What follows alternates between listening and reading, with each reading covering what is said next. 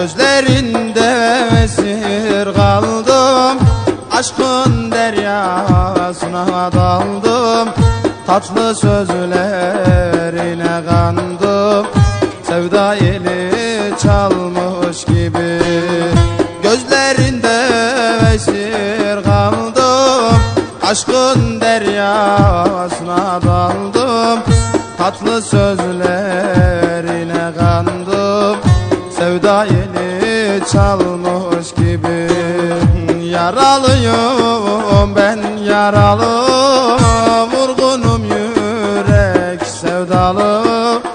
Ben sana hasret kalalı, bir hayale dalmış gibi. Yaralıyım ben, yaralı, vurgunum yürek sevdalı.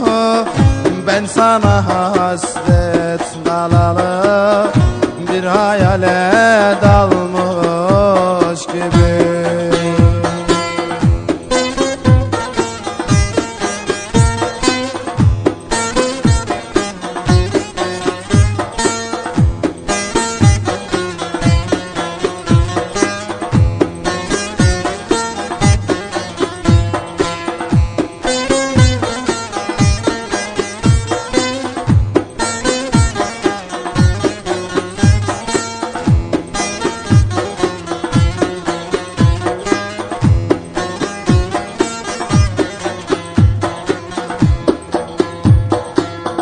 Saçlarıma aklar düştü, başıma kar yağmış gibi.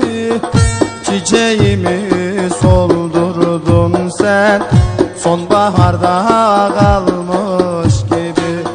Saçlarıma aklar düştü, başıma kar yağmış gibi. Çiçeğimi soldurdular, sonbaharda kalmış gibi. Yaralıyım ben, yaralı, vurgunum yürek sevdalı. Ben sana hasret kalalı, bir hayale dalmış gibi. Yaralıyım ben, yaralı, vurgunum yürek sevdalı. Ben sana hasret kalalı, bir hayale dalmış gibi. Yaralıyım esmerim ben, yaralı, vurgunum yüreğim sana sevdalı. Bu gönlüm sana hasret kalalı, bir hayallere dalmış gibiyim. Saçlarıma aklar düştü bak, başıma kar yağmış gibi. Çiçeğimi soldurdun sen, çiçeğimi soldurdun sen, sonbaharda kalmış gibi. Çiçeğimi kuruttun sen, sonbahar.